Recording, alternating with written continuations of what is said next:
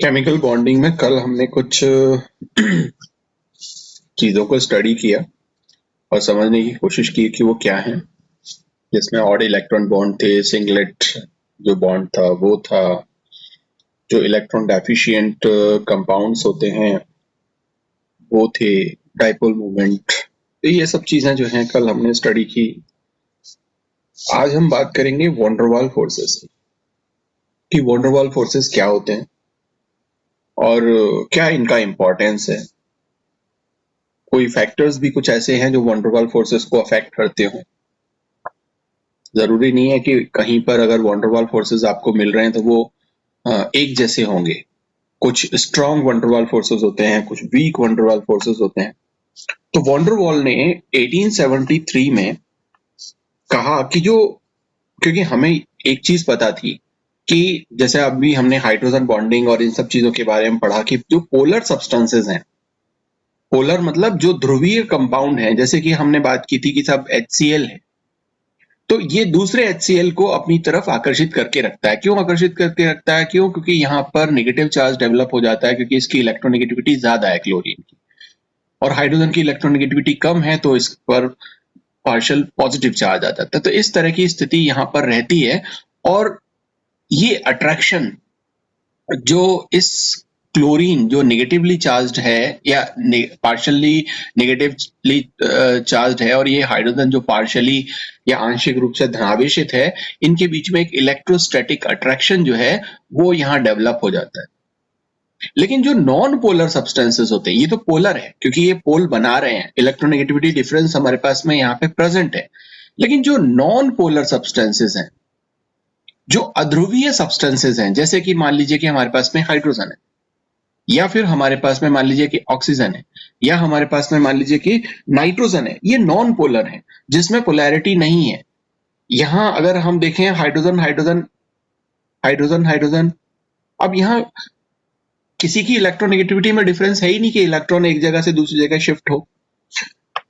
तो वॉन्डरवाल ने 1873 में और कहा कि नॉन पोलर मॉलिक्यूल्स के बीच में भी एक तरह का अट्रैक्शन फोर्स प्रेजेंट होता है, और ये बहुत ही वीक होता है।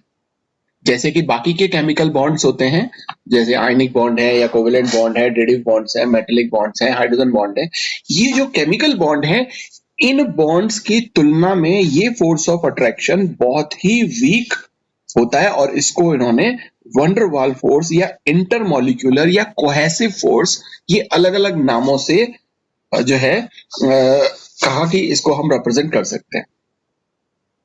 ठीक है ना? तो ये जो अट्रैक्टिव फोर्सेस, इनको आप कह सकते हैं कि ये बहुत ही शॉर्ट लाइव्ड हैं, बहुत ही मतलब बहुत ही वीक टाइप के हैं, और हर तरह के पार्टिकल्स में ये फोर्सेस प्रेजेंट होते हैं। हर तरह के पार्टिकल्स का मतलब जैसे एटम्स के बीच में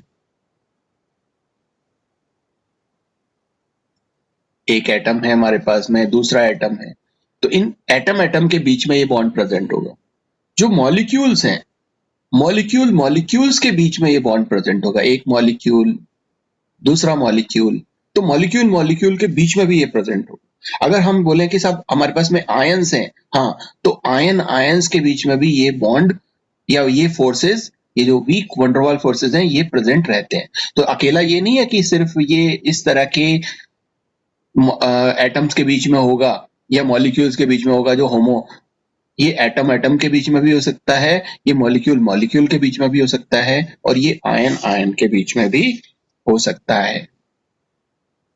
ओके, और इस फोर्सेस को अगर हम देखें कि यार कहां पाए जाएंगे और कितने संख्या में पाए जाएंगे, किस स्ट्रेंथ में पाए जाएंगे, तो वहां पर वैलेंस इलेक्ट्रॉन्स की कोई जरूरत नहीं होती, क्योंकि बाकी के जितने भी अट्रैक्शन बॉन्ड्स हमारे पास में या केमिकल बॉन्ड्स हैं, वहां पर हम वैलेंस इलेक्ट्रॉन्स को कंसीडर करते हैं, बट यहां पर valence electrons are not considered. अगर उसके पास में कोई भी वैलेंस इलेक्ट्रॉन नहीं है तो भी वो वंडरवाल फोर्सेस वहां पे प्रेजेंट होते हैं, और अगर उसके पास में बहुत सारे वैलेंस इलेक्ट्रॉन्स हैं तो भी वहां पर वंडरवाल फोर्सेस प्रेजेंट होते हैं। मतलब यहां पर कोई फर्क नहीं पड़ता कि उसके पास में वैलेंस इलेक्ट्रॉन्स हैं या वैलेंस इलेक्ट्रॉन्स नहीं है। ठीक है ना। बस एक ही चीज यहां पर जो प्रभावित करती है, जो हम अभी बात करेंगे उसके बारे में, लेकिन वो बात क्या है कि ये मॉलिक्यूल बस जितना पास होंगे, जितना ज्यादा पास होंगे, या जितना ये जो एटम्स हैं ये जितना ज्यादा पास होंगे उतना ही ज्यादा ये फोर्स डेवलप होता है। ठीक है ना। तो अगर आप पास और दूर के हिसाब से किसी भी कंपाउंड को देखो तो या तो वो गैसियस फॉर्म में हो सकता है जहां पे मॉलिक्यूल्स या एटम्स दूर दूर होते हैं। अगर हम लिक्विड की बात करें तो वहां पर जो मॉलिक्यूल्स या एटम्स हैं वो पास पास आ जाते हैं। और अगर हम सॉलिड्स की बात करें तो सॉलिड्स में वो जो पार्टिकल्स हैं, वो जो एटम्स मॉलिक्यूल्स हैं, वो और ज्यादा पास पास आ जाते हैं। तो अगर ज्यादा पास पास आ जाएंगे कोई भी एटम्स या मॉलिक्यूल्स तो वो सॉलिड बनाएगा। और पास पास होने की वजह से यहां पर जो वंडरवॉल फोर्सेस होगा ना वो सबसे ज्यादा होगा, मोर वंडर वॉल फोर्सेस। और अगर हम लिक्विड में बात करें तो लिक्विड में मॉलिक्यूल्स या एटम्स ज्यादा पास नहीं होते, थोड़ा सा दूर चले जाते हैं, तो यहां पर क्या हो जाता है, वो कम हो जाता है। और गैसेस में अगर हम बात करें तो ये काफी ज्यादा दूर होते हैं, और दूर होते हैं तो इनके बीच में जो अट्रैक्शन है वो कम होता है। इसलिए हम यहाँ पे कह सकते हैं कि ये लेस वंडरवाल फोर्सेस रखते हैं। और ये क्या होते हैं, ये इसके बीच के रखते हैं, एक मीडियम रेंज के वंडरवाल फोर्सेस यहाँ पे प्रेजेंट होते हैं लिक्विड। तो इन्हीं इंटरेक्शन के बेस पर कि आपस में किस तरह का इंटरेक्शन इन वंडरवाल फोर्सेस में प्रेजेंट होता है, यहां पर इन्हें हम तीन कैटेगरीज में डिवाइड कर देते हैं। या हम ये कह सकते हैं कि वंडरवाल फोर्सेस जो हैं वो तीन टाइप के होते हैं। क्या? तो पहला जो टाइप है उसे हम बोलते हैं dipole dipole interaction. Dipole dipole interaction. अब देखो ये नाम से पता चल रहा है डाइपोल डाइपोल इंटरेक्शन, मतलब मॉलिक्यूल कैसा होना चाहिए, डाइपोल होना चाहिए। जैसे हमने एक मॉलिक्यूल ले लिया HCl। अब ये डाइपोल मॉलिक्यूल है, यहां पर पार्शियली नेगेटिव चार्ज है, यहां पे पार्शियली पॉजिटिव चार्ज है। दूसरा मॉलिक्यूल क्या होगा, दूसरा मॉलिक्यूल भी HCl होगा, यहां पे पार्शियली नेगेटिव चार्ज होगा, यहां पे पार्शियली पॉजिटिव चार्ज होगा। और ये जो अपोजिटिवली चार्ज पार्टिकल्स हैं ये एक दूसरे को एक तरह के अट्रैक्शन फोर्स से क्या करेंगे, बांध लेंगे। और यही जो फोर्सेस हैं, ये जो फोर्स ऑफ अट्रैक्शन, ये जो आपको दिख रहा है, इसी को हम वंडर वॉल फोर्सेस बोलेंगे। तो ये उस तरह के मॉलिक्यूल्स में प्रेजेंट होता है या उस तरह के कंपाउंड्स में प्रेजेंट होता है जहां पे मॉलिक्यूल कैसा है, पहले से ही कैसा है, पोलर है। मतलब वहां पे नेगेटिव और पॉजिटिव चार्जेस जो हैं वो पहले से ही प्रेजेंट है ना, एक परमानेंट डाइपोल मूवमेंट पहले से ही प्रेजेंट है। तो ये जो वंडरवाल फोर्सेस होंगे ये एक तरह का इलेक्ट्रोस्टैटिक अट्रैक्शन एक मॉलिक्यूल और दूसरे मॉलिक्यूल के बीच में बना करके रखते हैं। ठीक है। दूसरे तरह के जो वंडरवाल फोर्सेस होते हैं उनको हम बोलते हैं dipole induced dipole. Induced dipole. अब डाइपोल इंड्यूस्ड डाइपोल इंटरेक्शन क्या होते हैं, ये उस तरह के मॉलिक्यूल में होते हैं जहां पर मिक्सचर प्रेजेंट हो, किसका, किसी डाइपोल और किसी एक मतलब पोलर और नॉन पोलर मॉलिक्यूल्स का। ठीक है। जैसे हमारे पास में बहुत सारे मैंने कहा मिक्सचर प्रेजेंट होना चाहिए। तो मिक्सचर क्या है कि कोई एक ऐसा कंपाउंड हो जो कैसा हो, डाइपोल हो। मतलब जैसे ये HCl, ये पहले से ही डाइपोल है और इसमें हम मिक्स कर दें क्या, हाइड्रोजन।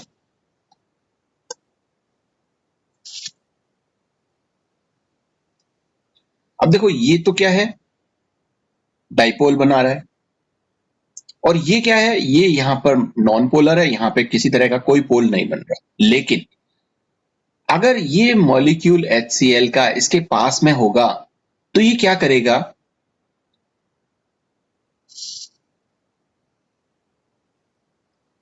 इधर भी प्रेजेंट होगा, इधर भी, हर तरफ इसके ये प्रेजेंट होंगे। तो ये क्या करता है कि ये जो पॉजिटिव हाइड्रोजन है ये इस न्यूट्रल हाइड्रोजन के इलेक्ट्रॉन्स को अपनी तरफ खींचने लगेगा, और ये क्या होगा, इसमें पोलैरिटी आ जाएगी। इसके जो इलेक्ट्रॉन्स हैं, ये जो बॉन्ड के जो इलेक्ट्रॉन्स हैं, ये इस हाइड्रोजन की तरफ ज्यादा आ जाएंगे। क्यों? क्योंकि इसने अट्रैक्ट किया है, किसने, इस बगल वाले जिसके पास में पार्शियल पॉजिटिव चार्ज था, इस बगल वाले हाइड्रोजन ने इसके इलेक्ट्रॉन क्लाउड को अट्रैक्ट किया है।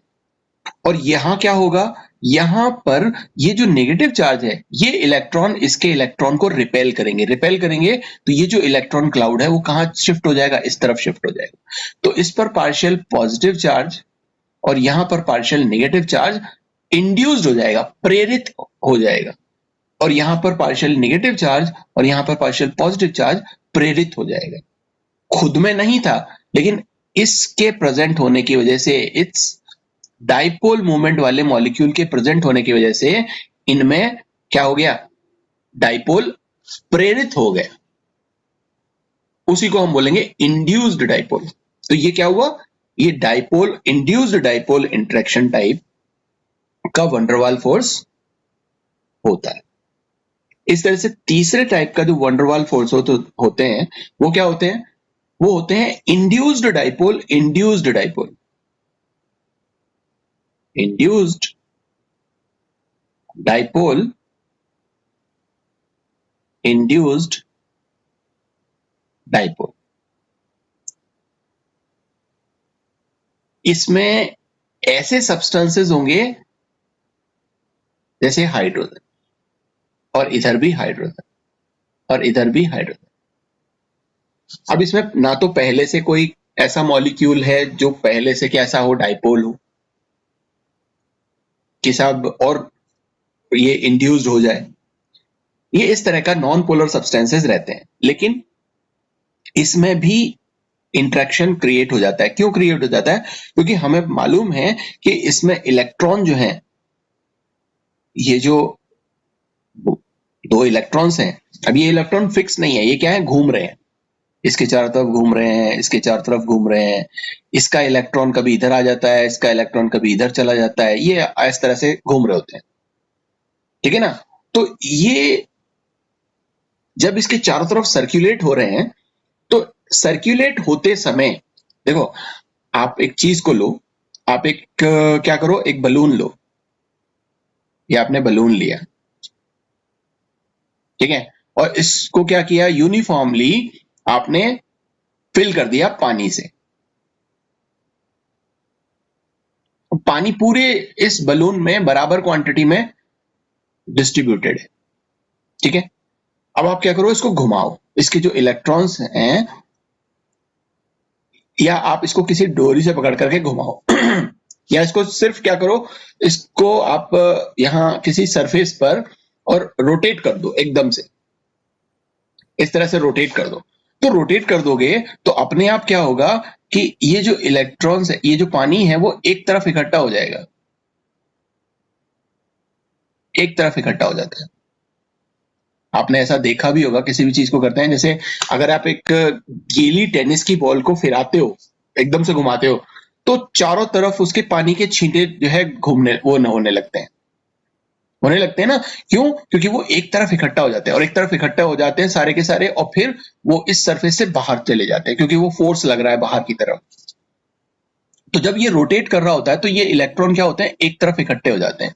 तो ऐसे ही यहां पर होता है, और एक तरफ इकट्ठा होते ही इसमें अपने आप एक इंड्यूस्ड डाइपोल क्रिएट हो जाता है। यहां पर पार्शियल पॉजिटिव और एक तरफ पार्शियल नेगेटिव चार्ज आ जाता है कि इलेक्ट्रॉन इस तरफ ज्यादा चले गए, और इलेक्ट्रॉन इस तरफ ज्यादा चले गए तो ये पार्शियली नेगेटिव हो जाएगा। अब ये क्या कर देगा, ये आसानी से इसके इलेक्ट्रॉन्स को अपनी तरफ से रिपेल कर देगा, तो इलेक्ट्रॉन इस तरफ चले जाएंगे, और यहां पर इस तरह से यहां पर ये चार्ज डेवलप हो जाएगा। तो इसमें भी इंड्यूस्ड हुआ, इसमें भी इस बगल वाले की वजह से प्रेरित हुआ और इसमें भी इस बगल वाले की वजह से प्रेरित हुआ, तो इस वजह से ये एक दूसरे के प्रेरित होने मतलब प्रेरणा से या एक दूसरे की वजह से यहाँ पर डाइपोल मूवमेंट आ जाता है।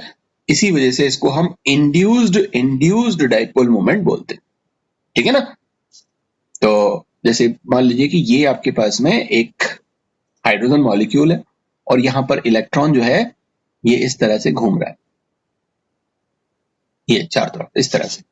लेकिन हमें पता है ये तो ओरिजिनल मॉलिक्यूल है, लेकिन जब ये घूम रहा होता है तो घूम रहा होता है तो इसका साइज किस तरह से हो जाएगा घूमते समय, इस तरह से। और ये जो इलेक्ट्रॉन क्लाउड है वो इस तरह से इस तरफ ज्यादा शिफ्ट हो जाएगा, तो यहाँ पर पॉजिटिव चार्ज डेवलप हो जाएगा और यहाँ पे नेगेटिव चार्ज डेवलप, घूमने की वजह से, रोटेट होने की वजह से।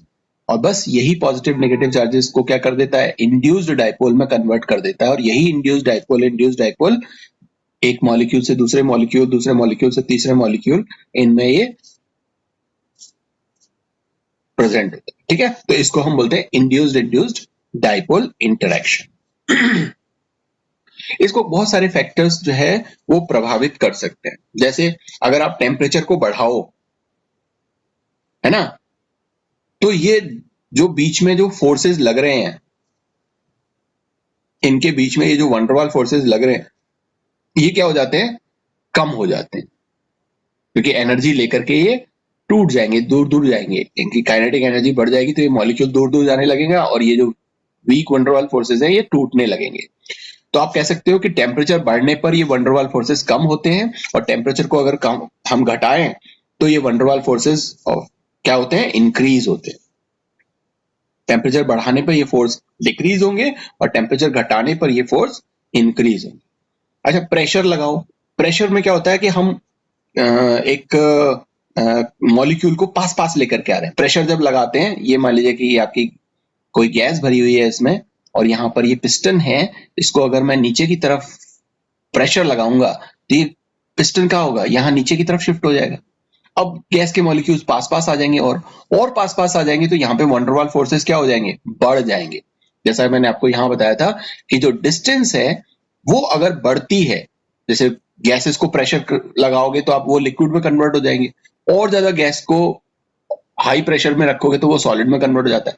तो जैसे जैसे ये मॉलिक्यूल पास आते जाते हैं, प्रेशर बढ़ाते जाओगे तो वंडरवाल फोर्सेस क्या होते जाएंगे, इंक्रीज होते जाएंगे।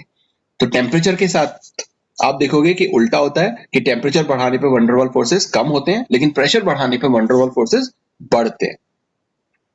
अच्छा, एक पर्टिकुलर जगह पर जितने ज्यादा मॉलिक्यूल्स होंगे उतना ही वंडरवाल फोर्सेस इंक्रीज हो जाते हैं। एक ऐसा आपके पास में दोनों, अगर इस तरह के आपके पास में कंटेनर हो और यहां पर मान लीजिए कि 100 मॉलिक्यूल्स पास पास में, और इसी सेम साइज के कंटेनर में यहां पर अगर आप देखो तो यहां 200 मॉलिक्यूल्स पास पास है, तो आप देखो कि यहां जब नंबर ऑफ मॉलिक्यूल्स ज्यादा हैं, यहां नंबर ऑफ मॉलिक्यूल्स कम है, तो जितने ज्यादा नंबर ऑफ मॉलिक्यूल्स होंगे वहां पर वंडरवाल फोर्स क्या होगा, उतना ही ज्यादा होगा या उतना ही ज्यादा स्ट्रेंथ का होता है। और इसी तरह से मॉलिक्यूलर साइज, एक मॉलिक्यूल छोटा हो सकता है, एक मॉलिक्यूल बड़ा हो सकता है। जैसे कि अगर मैं बात करूं यहाँ H2 की, ये H2 मॉलिक्यूल जो है वो छोटा होता है, और अगर मैं बात करूं यहाँ पर H2O की, तो वाटर मॉलिक्यूल जो है H2O मॉलिक्यूल वो क्या है, बड़ा है। तो अगर साइज बढ़ता है मॉलिक्यूल का, ये मॉलिक्यूल है, अगर मॉलिक्यूल का साइज बढ़ता है तो फोर्स ऑफ अट्रैक्शन भी क्या होती है, बढ़ती है। और फोर्स ऑफ अट्रैक्शन बढ़ेगी तो वंडरवाल फोर्स भी क्या होंगे, ज्यादा होंगे। तो ये लेस वंडरवाल फोर्सेस रखेगा और ये मोर वंडरवाल फोर्सेस रखेगा, क्योंकि इसका साइज जो है वो कैसा है, वो स्मॉल साइज है और इसका बिगर साइज। तो ये आपके हैं वंडरवाल फोर्सेस, जो 3 तरह के होते हैं, और कई सारे फैक्टर्स, चाहे वो टेम्परेचर का फैक्टर हो, चाहे वो प्रेशर का फैक्टर हो, या फिर इनके मॉलिक्यूलर साइज का फैक्टर हो, या इसमें नंबर ऑफ पार्टिकल्स कितने प्रेजेंट हैं वो फैक्टर हो, ये सारे के सारे फैक्टर इसको क्या करते हैं, प्रभावित करते हैं। ठीक है, तो ये चैप्टर था आपका केमिकल बॉन्डिंग का। जिसमें हमने वो सभी चीजें जो हमको पढ़नी चाहिए थी, हमको जाननी चाहिए थी, वो सब हमने इसमें जानी है। कई बुक्स में इस केमिकल वाले इस बॉन्डिंग वाले चैप्टर में ही एक और चीज बताई हुई है, उसकी भी डिस्कशन मैं कर लेता हूं। हालांकि वो हम जब आप सॉलिड स्टेट पढ़ते हैं, वो सॉलिड स्टेट वाला जो चैप्टर है, जब हम इसी बीएससी फर्स्ट ईयर में फिजिकल केमिस्ट्री में gaseous state, liquid state, solid state मतलब सॉलिड लिक्विड गैसेस के बारे में जब आप पढ़ोगे, तो वहां पे जब आप सॉलिड्स पढ़ोगे, एक्चुअली तब हम उन चीजों को पढ़ते हैं, बट कुछ बुक्स में, इस बुक में भी थोड़ा सा जिक्र है, तो वो मैं आपको थोड़ा सा बता देता हूं कि जब हम आयनिक कंपाउंड्स को पढ़ते हैं और आयनिक बॉन्ड्स को पढ़ते हैं, तो वहां पर एक टर्म आप काम में लेते हो, उस टर्म को बोलते हैं हम समन्वय संख्या या कोऑर्डिनेशन नंबर।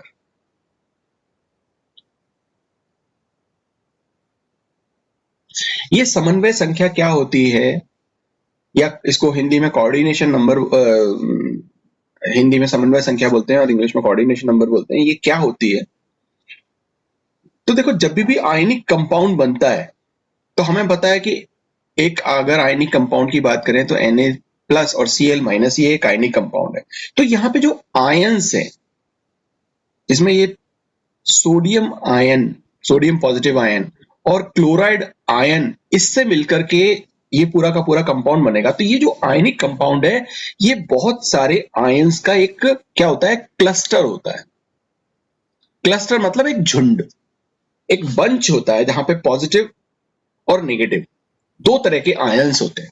दूसरा, हमें पता है कि अगर ये सोडियम प्लस है, तो इसका जो पॉजिटिव चार्ज होगा वो हर तरफ है, चारों तरफ इसके पॉजिटिव चार्ज डेवलप हो रखा है। तो ये किसको आकर्षित करेगा? ये ऐसे पार्टिकल को आकर्षित करेगा जिसके चारों तरफ क्या प्रेजेंट होगा? Negative charge present. ये नेगेटिव चार्ज प्रेजेंट होगा। और एक ये पॉजिटिव चार्ज वाला सोडियम आयन बहुत सारे नेगेटिव चार्ज वाले क्लोराइड आयन को अपनी तरफ आकर्षित करके रखेगा। मतलब ये बहुत सारे नेगेटिव चार्ज वाले जो क्लोराइड आयन है, उनसे घिरा हुआ रहेगा। है ना? ये सारे के सारे जो हैं क्या हैं? ये नेगेटिव चार्ज वाले क्लोराइड आयंस हैं, जिनके चारों तरफ क्या है? Negative charge. तो इस तरह से ये घेर करके रखता है। तो ये सोडियम आयन जितने क्लोराइड आयन से घिरा हुआ होगा, उसी को हम उसकी कोऑर्डिनेशन नंबर या समन्वय संख्या बोलते हैं। अच्छा, अब ये क्लोराइड आयन किससे घिरा होगा? ये क्लोराइड आयन घिरा होगा सोडियम आयन से, जिनके चारों तरफ पॉजिटिव चार्ज है। तो हर positive charge negatively charge particle से घिरा होगा, और हर नेगेटिव चार्ज पॉजिटिव चार्ज वाले पार्टिकल से घिरा होगा या आयन से घिरा होगा। और जितने आयन से घिरा होता है, वो अपने विपरीत आवेशित जितने भी आयन से घिरा होगा, वही उसकी समन्वय संख्या कहलाती है। जैसे सोडियम की समन्वय संख्या NaCl में होती है 6, और क्लोराइड आयन जो है, इसकी समन्वय संख्या भी होती है 6। मतलब एक sodium plus ion 6 chloride ion से मिलकर के घिरा हुआ पाया जाता है। कि ये मान लीजिए कि अगर आपका ये सोडियम है, तो ये 6 क्लोराइड आयन से घिरा हुआ मिलेगा, ये 6 क्लोराइड आयन से घिरा हुआ है। और अगर मैं इसको क्लोराइड आयन मानूं, तो ये सारे के सारे जो 6 सोडियम आयन्स हैं, इनसे घिरा हुआ होगा। ठीक है, मेरी बात समझ में आ गई?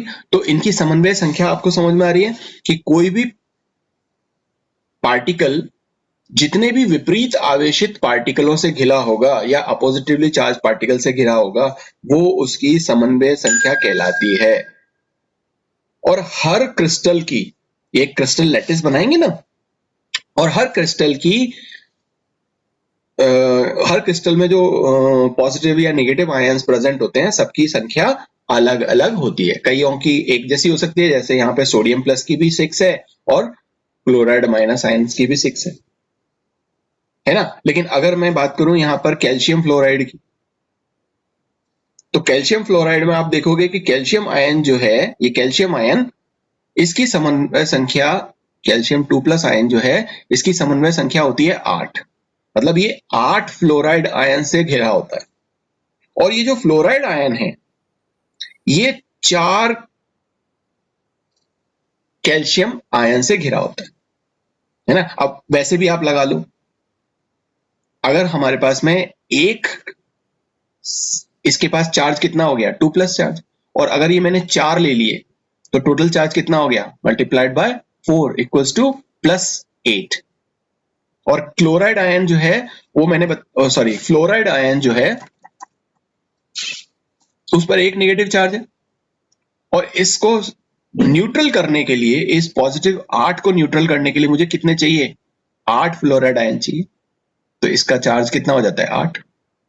तो इसी वजह से यहाँ पे समन्वय संख्या डिफरेंट है। लेकिन यहाँ पे सोडियम क्लोराइड में आप देखो, इसके पास में भी एक चार्ज है, इसके पास में भी एक चार्ज है।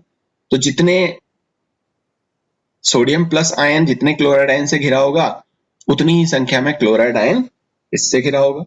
तो ज्यादातर ऐसा देखने को मिलता है कि जहां पर भी MX टाइप के आयनिक क्रिस्टल्स होंगे वहां पे समन्वय संख्या लगभग बराबर, सभी की बराबर होती है। मतलब जितनी M की है उतनी ही X की है। लेकिन अगर हम यहाँ MX2 टाइप के देखेंगे तो यहाँ इनसे डबल होती है। जो मेटल्स होंगे उससे और उसकी जो समन्वय संख्या होगी वो ज्यादा होगी, और जो नेगेटिव आयंस है उसकी समन्वय संख्या कम होगी। ठीक है ना। जैसे कि कैल्शियम जो है वो 8 फ्लोराइड से घिरा हुआ है, लेकिन फ्लोराइड जो है वो 4 कैल्शियम आयन से घिरा हुआ होता है। अब कोई भी क्रिस्टल किस तरह से, किस कोऑर्डिनेशन नंबर, जैसे उसकी कोऑर्डिनेशन नंबर बहुत सारी हो सकती है, उसकी कोऑर्डिनेशन नंबर 3 हो सकती है, 4 हो सकती है, 5 हो सकती है, 6 हो सकती है, 7, 8 कुछ भी हो सकती है। तो इसको हम कैसे निकालते हैं? इसको हम, एक रेशो है रेडियस रेशो रूल। वो रेडियस रेशो रूल क्या है कि ये जो रेडियस है किसका, कैटायन का, अपॉन रेडियस किसका, एनायन का। तो एनायन और कैटायन इनके रेडियस का अगर आप रेशो ले लो, इसको माइनस से रिप्रेजेंट कर दो, इसको प्लस से रिप्रेजेंट कर दो, अगर इनका आप रेशो ले लो तो जो रेशो आएगा वो रेशो ये बताता है कि उसका कोऑर्डिनेशन नंबर क्या होगा या उसकी समन्वय संख्या क्या होगी। और अगर आपको इस रेडियस रेशो से एक समन्वय संख्या मिल गई तो इससे आपको ये पता चल जाएगा कि वो जो क्रिस्टल है उसका शेप क्या होगा। जैसे इसको समझते हैं,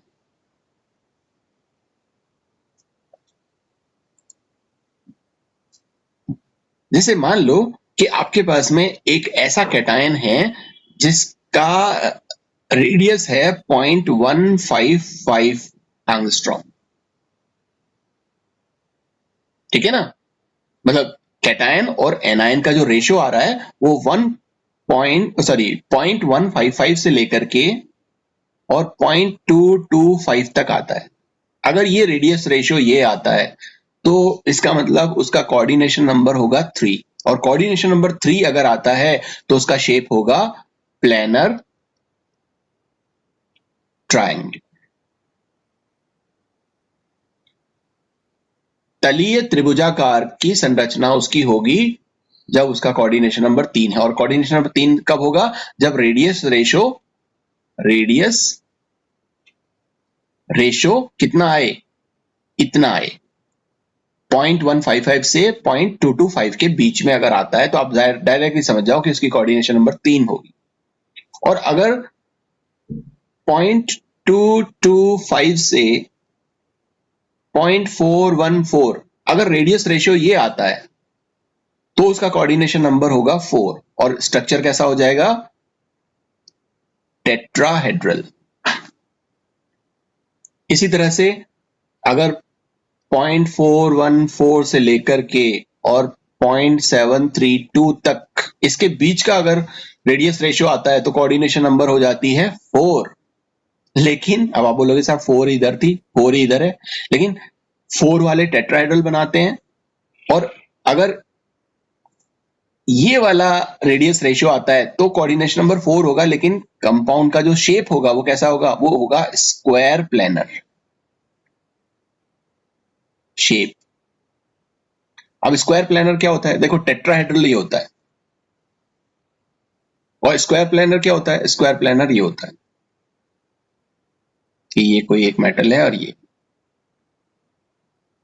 बीच में होगा और ये स्क्वायर बना रहा होगा और इसके चारों कोने इस तरह से, ये इसको हम स्क्वायर प्लेनर बोलते हैं और इसको हम टेट्राहेड्रल बोलते हैं। ठीक है, तो दिस इज स्क्वायर प्लेनर और ये टेट्राहेड्रल। ओके, और इसी तरीके से अगर ये इससे ज्यादा होता है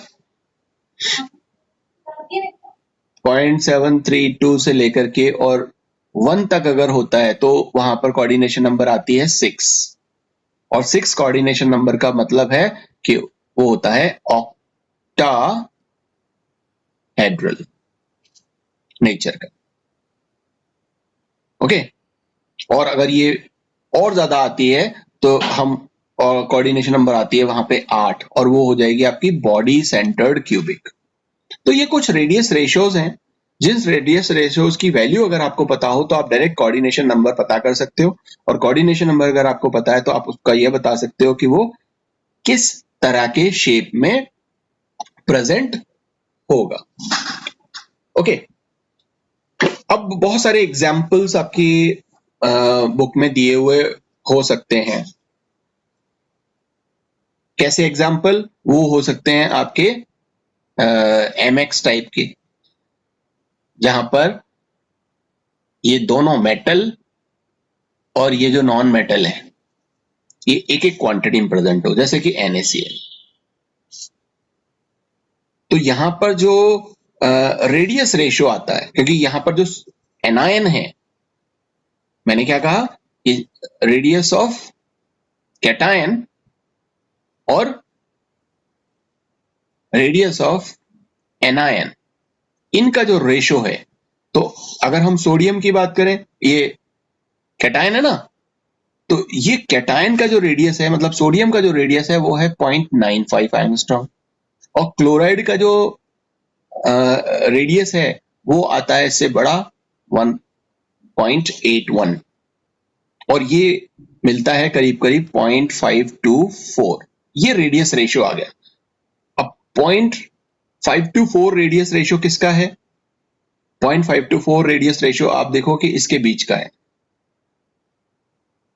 और ये आपका इसी वजह से एक ऑक्टाहेड्रल कॉम्प्लेक्स फॉर्म करता है।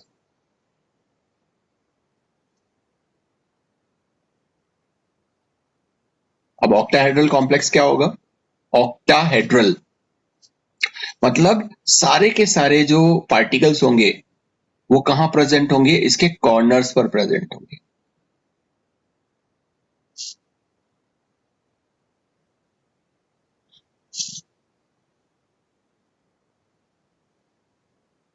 जैसे इसको पेपर पे भी बना देंगे अभी, जैसे इसको इस तरह से समझो कि आप ईंटें रखते हो, है ना, एक ब्लॉक रखा आपने ईंट का, फिर यहां पर भी एक ब्लॉक रखा ईंट का, फिर यहां पर भी एक ब्लॉक रखा, आपने इसके बगल में भी एक ब्लॉक रखा, यहाँ पे भी एक ब्लॉक रखा, यहाँ पे भी एक ब्लॉक रखा, इसके इधर बगल में भी रखा, यहाँ पे भी रखा, और यहाँ पे भी रखा, है ना, ये सारे के सारे आपने रख लिए। अब इसके ऊपर भी है, अब ये मान लो कि सोडियम है,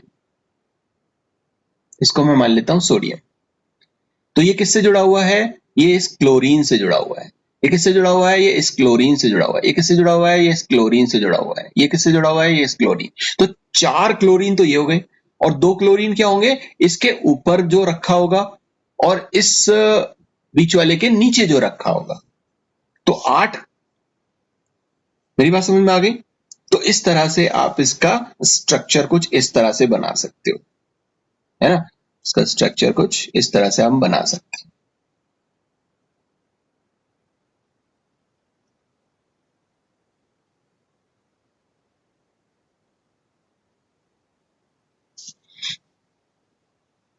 अब कल से हम क्या करेंगे, थोड़ा सा देखेंगे कि क्योंकि इसको बनाने में जो है काफी टाइम लगेगा, तो हम कोशिश ये करेंगे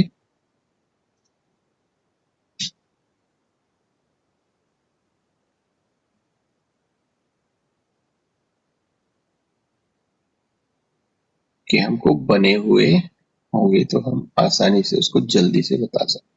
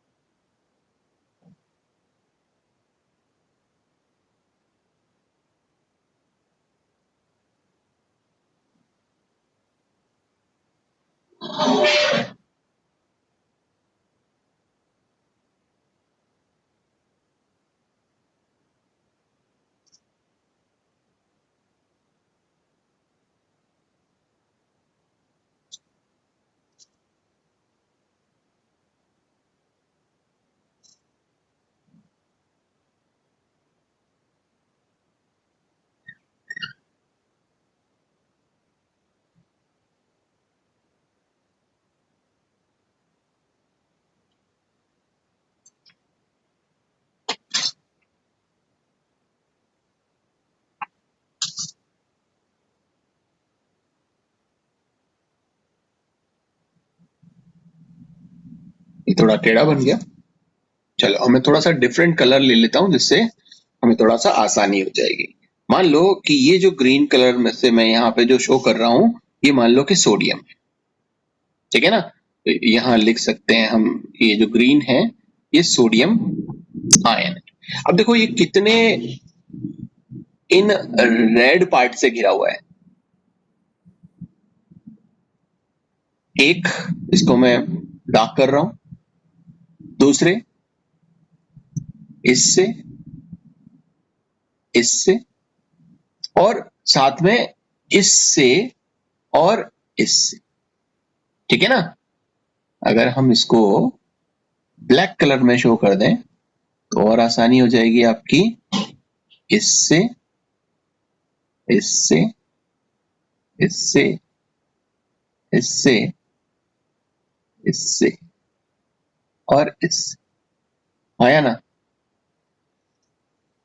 तो कुल मिलाकर के यहां पर ये सोडियम आयन 6 क्लोराइड आयन से मिलकर के, या ये कह सकते हैं घिरा हुआ है। और इसी तरह से हम इसको और आगे बना दें, हम जैसे इसको मान लें सोडियम,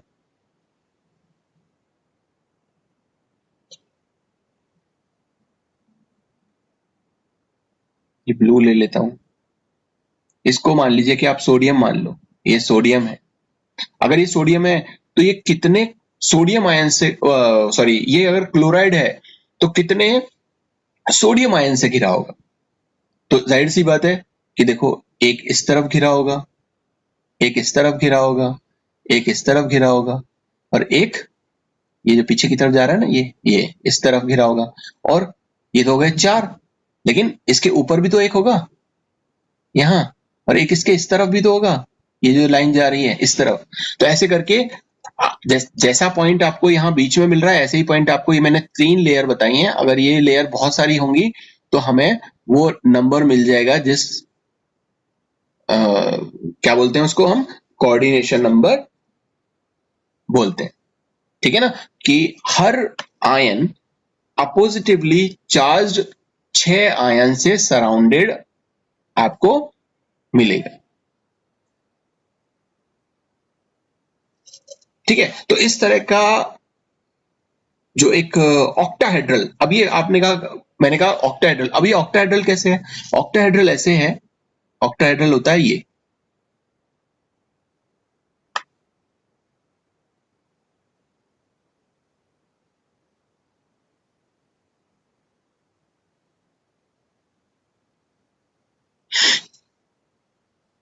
ये सोडियम है, ये क्लोराइड है, और ये आपस में क्या है, ऐसे ही ये एक षटकोण टाइप बन गया। ठीक है ना, तो ऐसे ही यहां पर ये बीच में है, इसके इस तरफ, इसके ऊपर इस तरफ, और इसके ये इस तरफ, है ना, तो ये एक तरह का क्या बनाएगा, ये एक ऑक्टाहेड्रल बनाएगा। ठीक है ना, ये इसके साथ, ये इसके साथ, ये इसके साथ, और इसके साथ, ये तो ऊपर वाला हो गया, और जो नीचे वाला है इसके साथ, इसके साथ, इसके साथ, और इसके साथ। तो ये आपको ऑक्टाहेड्रल दिख रहा होगा, जैसा शेप मैंने ये बनाया है वैसा ही शेप आपको यहां दिख रहा है। तो ये एक ऑक्टाहेड्रल शेप फॉर्म करता है, या कई बार ये स्क्वायर प्लैनर शेप भी करेगा। क्यों? क्योंकि ये जो रेंज आ रही है ना, ये स्क्वायर प्लैनर में भी आती है। ये आप देखो, ये स्क्वायर प्लैनर की भी यही रेंज है, और ऑक्टाहेड्रल की भी यही रेंज है, ये दोनों रेंज एक ही की हैं।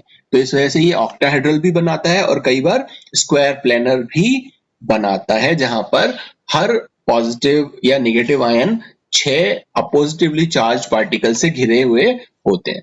तो ये NaCl हो, चाहे NaI हो, या आपके KCl हो, या मैग्नीशियम ऑक्साइड हो, ये सारे के सारे इसी कैटेगरी में आते हैं। किसके? ये जो MX टाइप की जो कैटेगरी है इसमें आते हैं, जिनका कोऑर्डिनेशन नंबर क्या होता है, 6 होता है। और इनका जो स्ट्रक्चर होता है वो कैसा होता है, यही ऑक्टाहेड्रल या स्क्वायर प्लैनर टाइप का स्ट्रक्चर इनका होता है, इनके लैटिसेस का। ओके, इसी तरह से एक और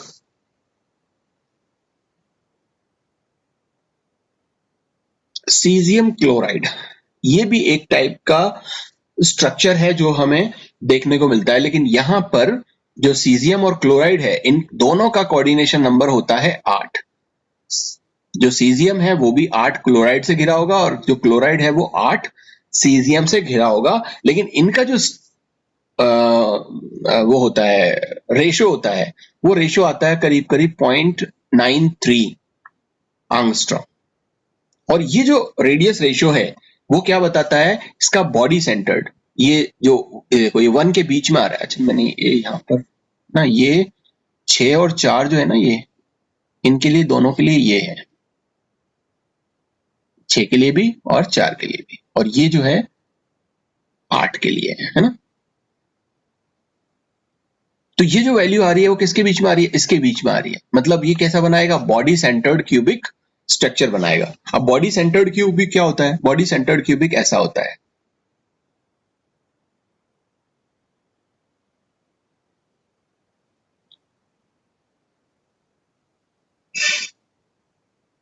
ये होता है आपका क्यूब। और इस क्यूब में आप देखो, ये कॉर्नर, ये कॉर्नर, ये कॉर्नर, एक ये कॉर्नर, एक ये कॉर्नर, एक ये कॉर्नर, एक कमरा की जैसे देख लो, और उस कमरे में 8 कोने होते हैं, है ना। और यहां बीच में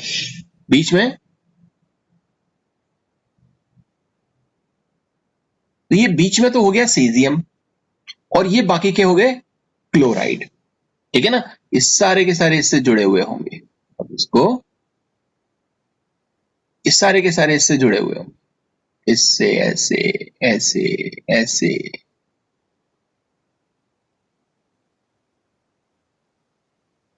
तो इस तरह का ये स्ट्रक्चर होता है इसका, बॉडी सेंटर्ड क्यूबिक का। एक होते हैं आपके जिंक सल्फाइड टाइप के क्रिस्टल्स, जिंक सल्फाइड।